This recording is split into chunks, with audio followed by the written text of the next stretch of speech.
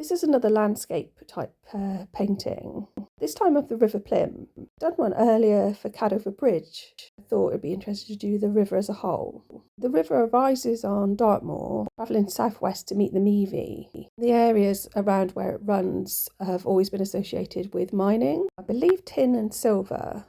It then runs through woodlands, which is called Plym Bridge, before finally heading into Plymouth Sound. It's thought to take its name from the place of Plympton, which may be plum tree, but there was also the association with cad, which brings this connection to perhaps troubled water.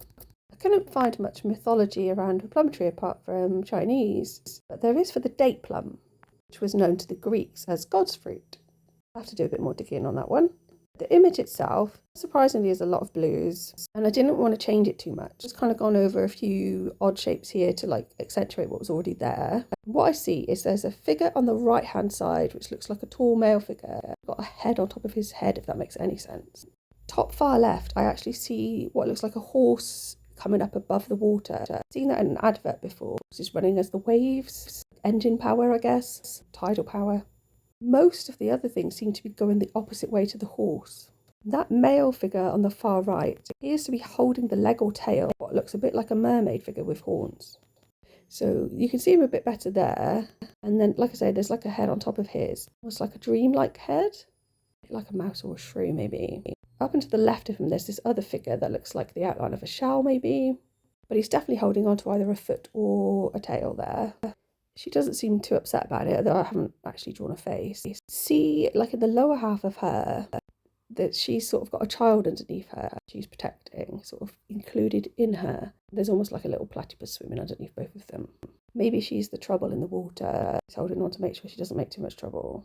There looks like a lot of different movement around, which makes sense with it being water. See this sort of like bluish figure at the bottom, again, looks a bit like it's got horns or antlers. It's a bit like it's dancing, and sort of faces and things emerging.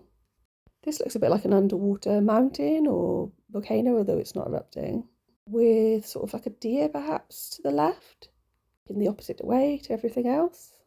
So it's just a close-up on what I think looks a bit like a horse coming out of the water a little bit, running the other way. He's forgot his keys or something. Sort of spectrally figures sort of the water going the other way underneath. Sort of top right to these two figures, on the back of some sort of creature perhaps. Work out what that would be. It's almost like their heads are above water, they're just looking out, seeing where they're going, about to come into land or something. I think this one's really fun. I do love the water though. Thanks for listening, and please like and subscribe.